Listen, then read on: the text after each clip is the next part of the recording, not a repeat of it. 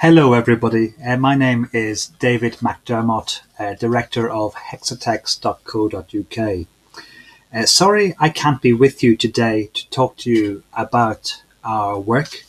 Hopefully this short screencast video will give you a good idea of some of the main points so we can avoid coming at it cold when we do in fact meet.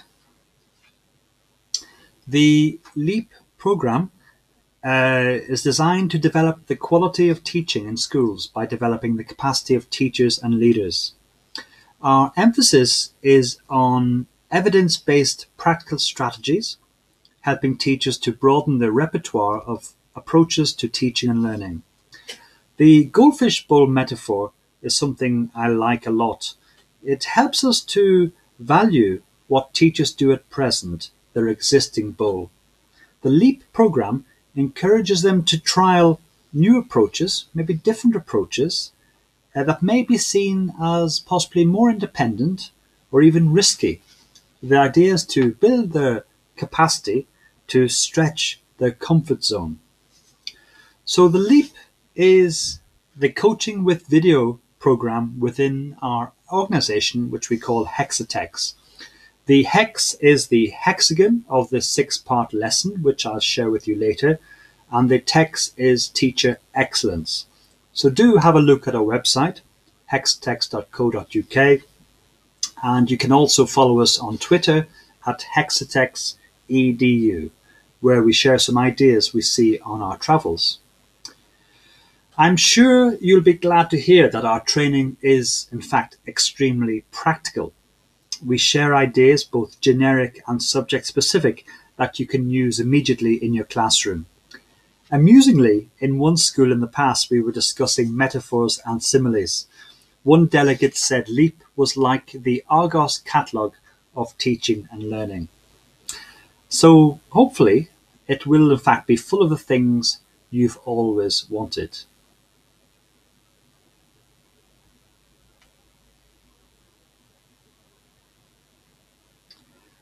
Obviously, I'm only kidding there, just checking you were awake. But in fact, what we do aim to give you is what we think are the best bits of a wide variety of publications. We save you the need of having to read all, giving you the best bits, with full acknowledgement, of course. Nor do many teachers have time to engage with Twitter. Again, we aim to share with you some of the best and most innovative ideas being traded on Twitter and at Teach Meets at the moment. And of course, having had several hundred teachers already through the LEAP program, many of them have kindly donated their resources for sharing on our LEAP Resources Cloud. So if you just want to take a note of that, our cloud can be found at tiny.cc/leap. That's tiny.cc/leap. Here's an example of one of the pages on our cloud, an example of an activity we call learning logs or learning mats. And you can just see the variety of subjects as an example, which have been donated by teachers. So all of our materials will in fact be given to you, provided to you in the course handbook, which you will receive eventually. Of course, the hexagon, this is the large hexagon. We like to use the hexagon as a diagram, as a diagrammatical archive for the best ideas. And of course, there are risks, aren't there, with this myriad of ideas that lessons become activity-based. Teachers say to us, well, I've used something from the first section, something from the second, something from the third, yet I didn't get outstanding. What's the problem? So, of course, the health warning with an activity-led approach is that teachers neglect to think about the impact on learning. And for that reason, we've created the Maxit matrix. This is a grid of descriptors which articulate what typical impact on learners may look like as a result of the activities which we share with you. And through the program, we encourage you to rank yourself. You can see some of the descriptors here. We encourage you to give yourself bronze, silver, or gold in respect to the emphasis we have at that time. So, coaching with video. Of course, coaching is not about us coming in and telling you how to teach. It is about us validating the strengths of what you do already. It is about us providing you with practical strategies, both generic and subject specific, for you to consider, accept, or even reject. We nurture a secure environment built on trust where teachers feel emboldened to take risks in the classroom. So how does the prospect of having a camera within your classroom make you feel? Of course, the idea may terrify you. Fortunately, for most teachers who see themselves for the first time, they are generally pleased with themselves. They become more aware of their own strengths. Naturally, there's a preoccupation with how you look, your voice, how many times you say okay, accents, mannerisms, nervous tics. But this soon disappears, resulting in teachers just watching that teacher on the screen. For most teachers, there are no surprises. However, for some, there are significant penny-dropping reflections as they recognize the gap between what they think they are like and the reality. Of course, fortunately, all of the recording remains confidential, only for the teacher's viewing. Although amusingly, we have heard of teachers sitting at home with their families watching the entire performance on the 50-inch flat screen. One lady of Irish descent, like myself, sent her video home to Ireland, only for the parents to pass it around all the aunts and uncles who watched in amazement as their darling relative strutted her stuff in a Liverpool school. Despite the discomfort of first watching yourself teach, the huge benefits include the unbiased quality feedback that it gives you. Obviously, there's no middleman giving their opinion. It's pure. It's about you evaluating yourself. You become aware of your own unconscious habits and routines. Fortunately, most teachers are validated in seeing themselves. This is our first objective, to affirm you and make you feel good about yourself. You can then begin to think about tweaks to your practice. What can you modify? What can you keep? What can you leave out? Very typically, most teachers recognize that they probably work too hard. When they see themselves, they say, you know what, I work too hard, or I talk too much. And in the second round, they often make big efforts to reduce this. In a similar vein, the analogy of crew or passengers. Teachers often see that students are passengers while they work endlessly as the crew. And in the second round, they often try to make themselves invisible, with a big emphasis on increasing student talk and engagement. In considering whether you wish to undergo this process, it's important to be reminded and reassured by the ground rules. The whole process is confidential between the teacher and coach. The video recordings are owned by the teacher, and any reporting to SLT is strictly anonymized. So, let's think about the actual training itself. There are 3 coaching rounds, and these coaching rounds are spread typically over 3 half terms or thereabouts. Now, what does a coaching round look like? What does one coaching round entail? Well, the first section is a 3-hour training session on practical teaching strategies. You like this. It's very engaging, very practical, things you can try out in your lessons the following day. Teachers are then given a couple of weeks to try out these strategies, and then they are asked which lesson they would prefer to be recorded with. Which teaching group would you prefer to use for your recordings? A day or two before the recording, the coach meets with the teacher for a preparatory hour. This helps the coach to understand the agenda of the teacher before going into the classroom. The coach will ask the teacher questions, typical coaching questions. What do you think will go well?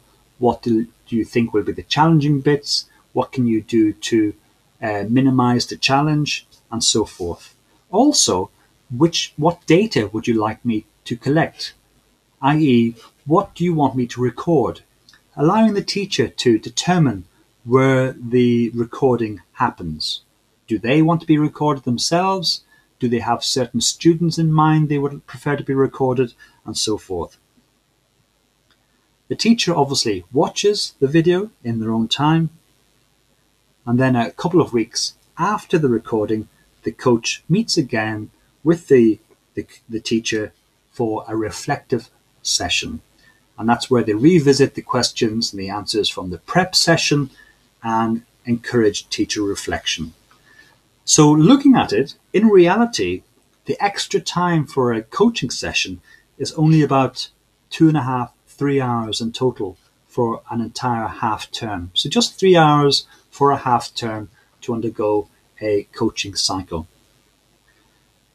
Okay, I'm very, very quickly going to consider the LEAP learning loop.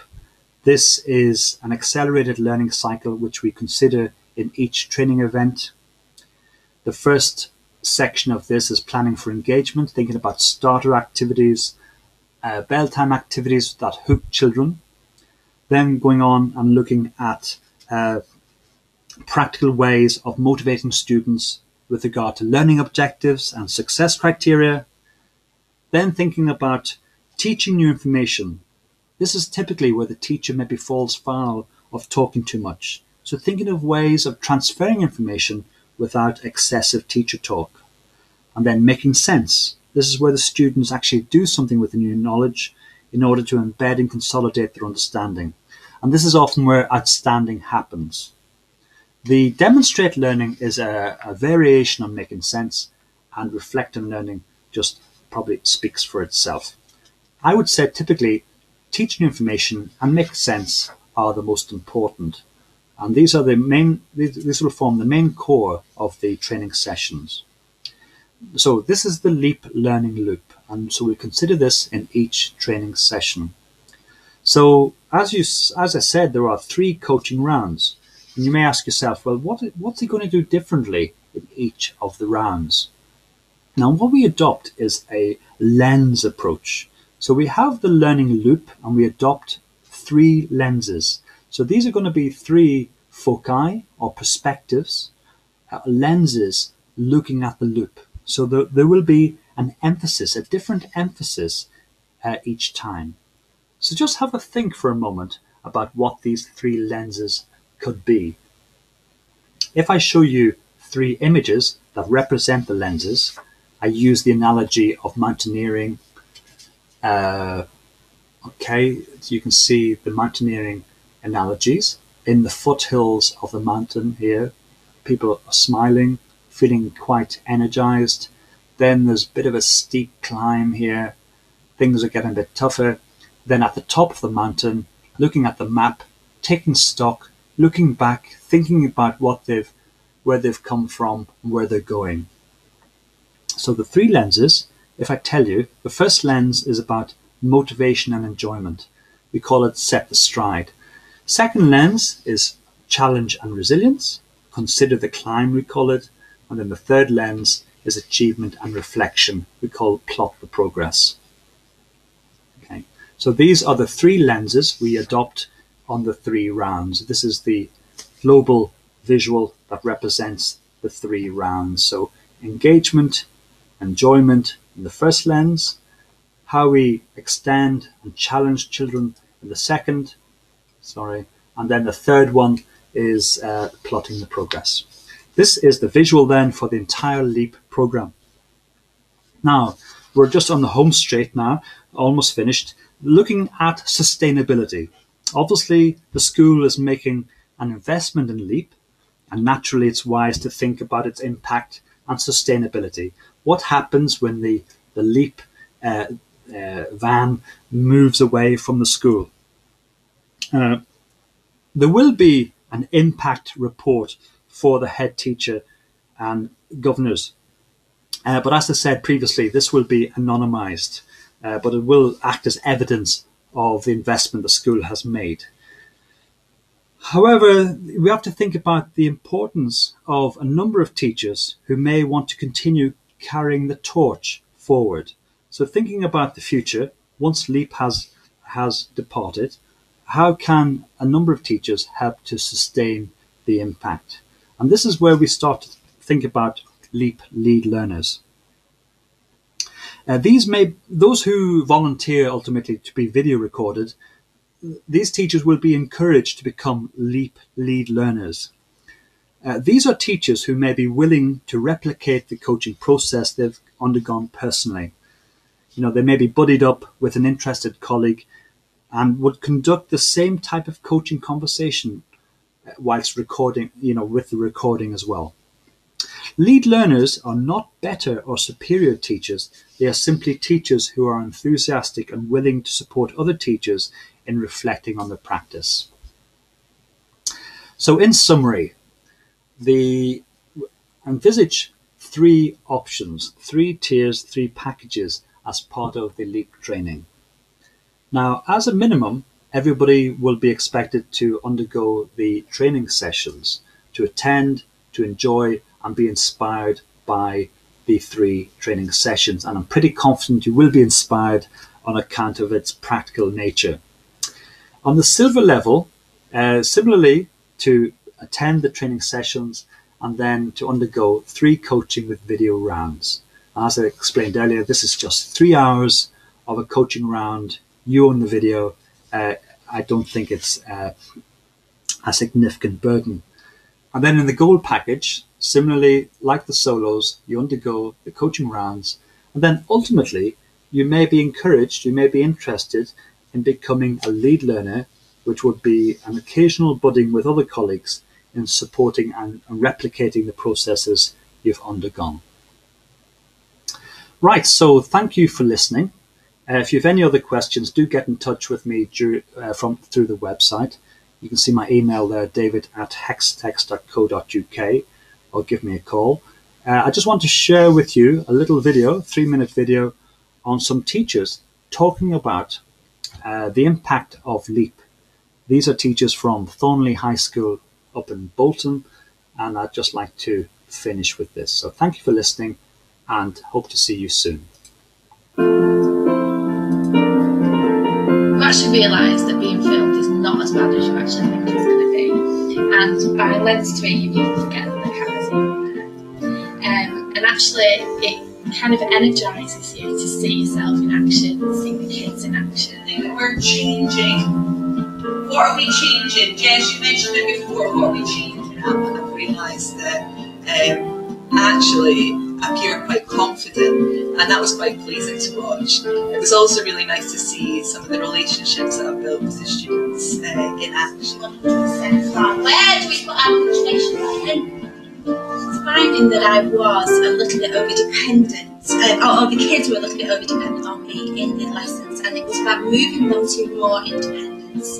I've tried to be more of a facilitator than a lecturer, and it's certainly been a real shock to watch myself at the front of those classes, too much at the front of those classes, and so that is what has been changing the way I do. It's shown the positive relationships that I have with students, and the balance that I've got between teaching and learning. So it's like the Northwest having different rules and laws to the Northeast or the Southeast or the Southwest. So it's given me real confidence, a new style of teaching really. And it's led me to really change my lessons, which involve less teacher input and improve outcomes for students. And the variable is the one that we change. Overall, the LEAP programme is not as invasive as you think it's going to be.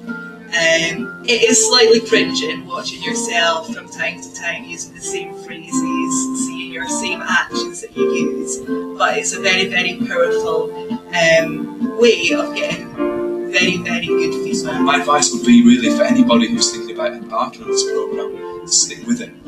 Everything will fall into place, certainly by round 3. And trying new things, great for you and great for the students as well. 6 and a 99, okay, so you want one there. Right. Anybody who's going to do the leap, again, I would say absolutely go with it. Be open, be receptive. Don't be frightened to fail. Don't judge it before you try it. I think we have a lot of things demanded of us, but it really, really will help you. And be optimistic about it. And it's non-judgmental and it's extremely supportive.